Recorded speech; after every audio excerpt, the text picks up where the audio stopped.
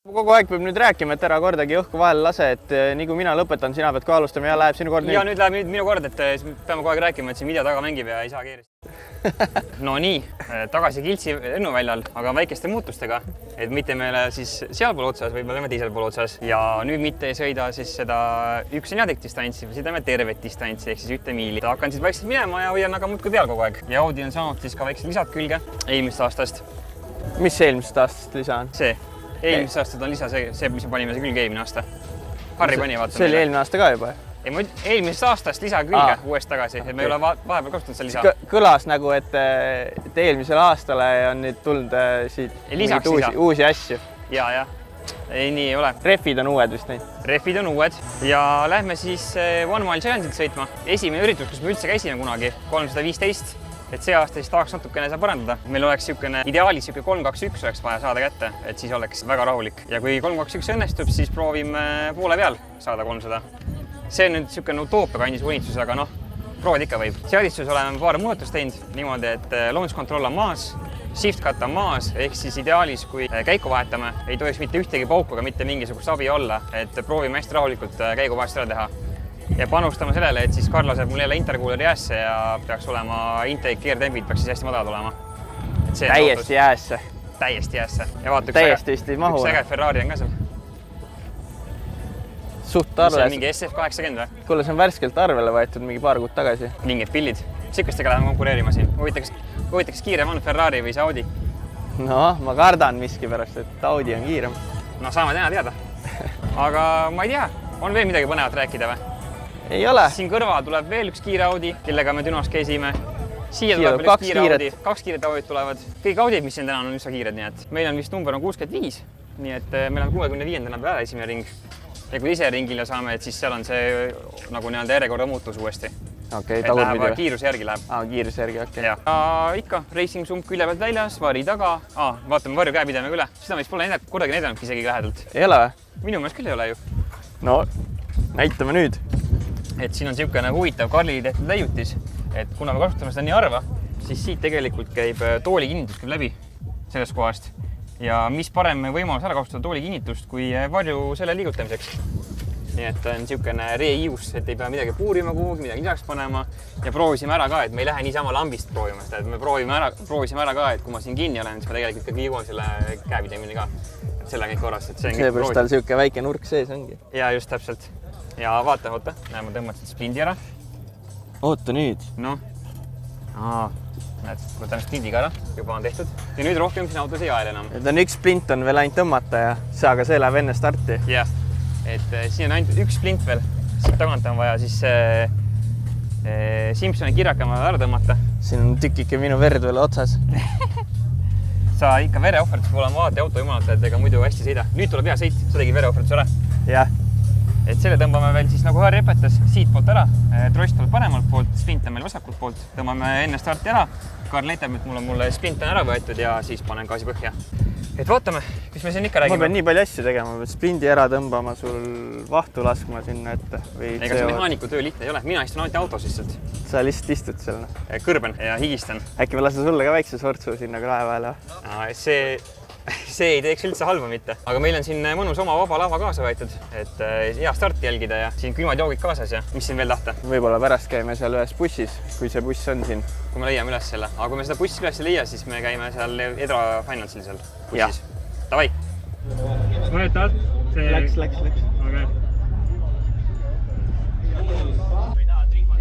Enne kui tahad, et Karl tõmbab rihmad veel kinni või? Ma arvan, et on okei. On või? Kindel? No igaks juhuks võib tõmmata. Ega sellega paremaid numbreid.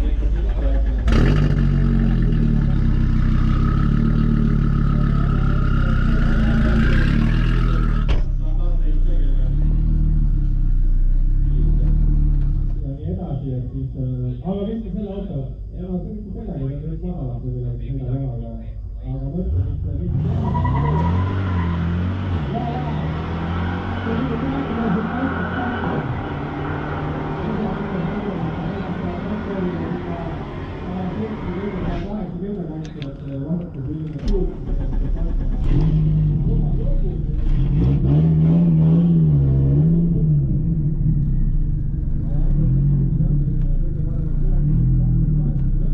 järgmiseks meil stardijoonel auto numbriga 65, Karl-Martin Karlsson Audi Coupeega sõidab ta B-klassi ja hoiab peal terve miili. Ja ta hoiab peal lõpuni.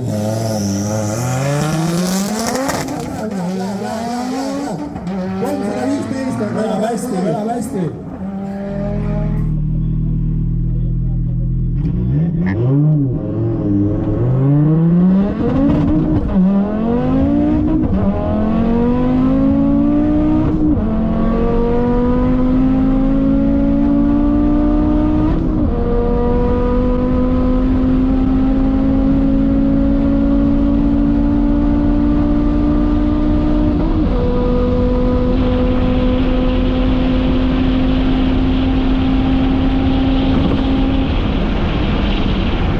Läheb ilusti otse, loodame, et tuuli tuleb üle 315 ära. Läheb juba ilusti. 274 poole maa peal. See tähendab seda, et peaks olema parem, kuna varem oli 266. Ootame.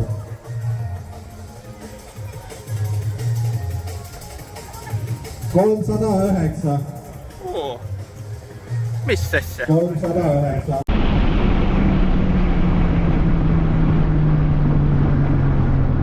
Midagi lendas autota. Oi, minä.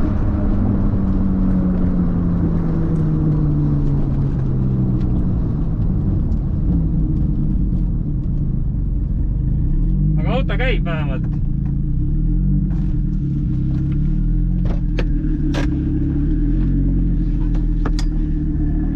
Oi, minä. Ma ei kujuta ette, kes tulemust tuli. Uuest võidi igatahes sisse, tähendab kiirus pidi väga hea olema. Mul ei ole aimugi, mis ära lendas. Ehk siis saame teada. See oli alles sõit praegu. Esimese vooru tulemuse saanud terve miili peal 309 kilomeetrit tunnis. Peeter Käärak 300 täpselt. On siuke juba väga kiire auto. Peeter Käärak 300. Aga jah, Karl-Martin Karlsson Audi Coupeega eelmises voorus 309.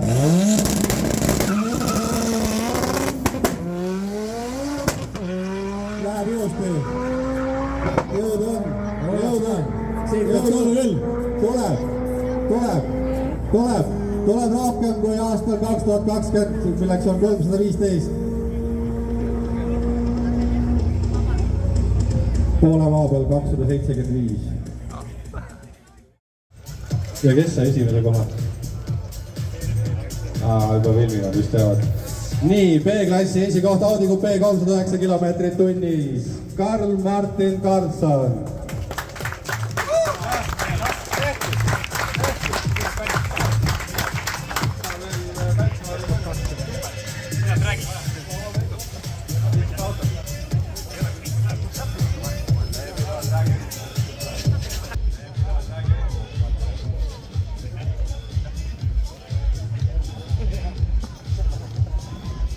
Nii, naeratage, vaadake ilusti päikest, oodake kuni tuul puhub. Sampust ja pritsi.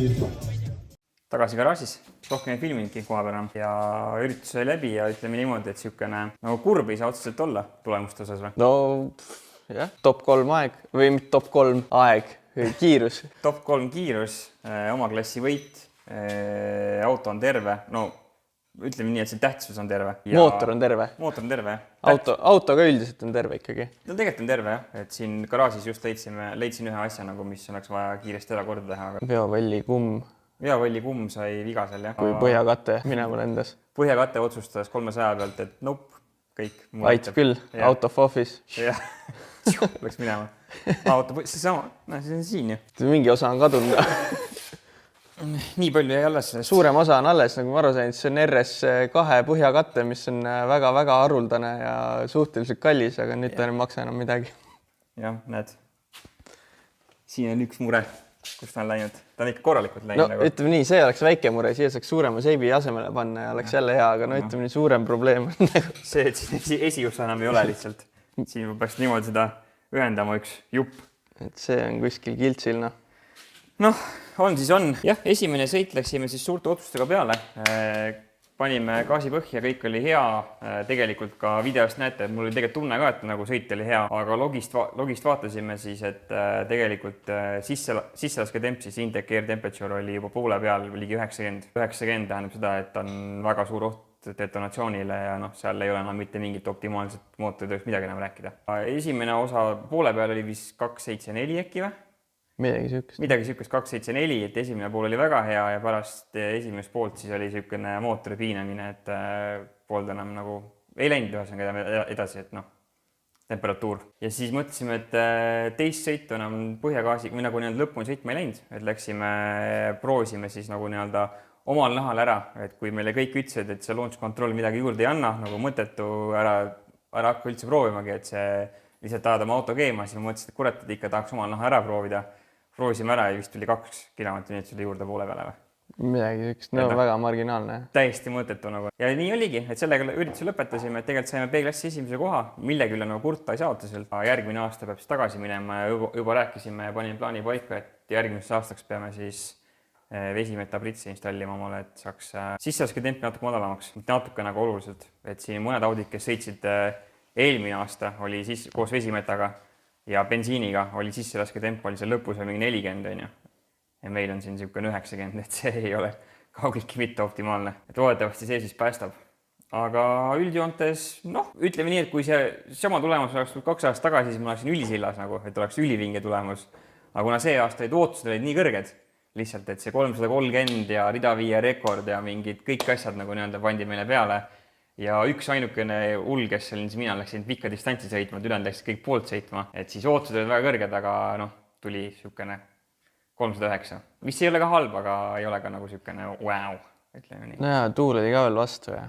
Tuul oli vastu ja see Andres Arnover käis rääkima seda, ütles, et üsna kehv film sõitmise jaoks. Et siin see, mis ta ütles, et hapnik kogus oli väga väike olnud. Õhk on õrena, kõrgmäestik. Jah, täpselt nagu kuskil kuradi Himaalajates sõidaks. Ei meeldi mootoritele see ilm üldse. Üleüldse nagu mingi väga hiilgavaid tulemusi tulnudki see aasta. Ma ei tea, üle 300 tuli seal käputäis autosid ainult või? Jah, et kõik, kes olid niisugused regulaarsed sõitjad, mingisuguseid oma personalbeste kindlasti sõitnud, pigem nagu halvemaid nagu. Üks hea näide oli, et oli seal üks Diesel Passat oli, see B-Diesel Passat, mis muidu peaks panema iga kord nagu täpselt üht samasse auku sõitis vist 20 kilomeetrit tunnis väiksema oma tulemusest.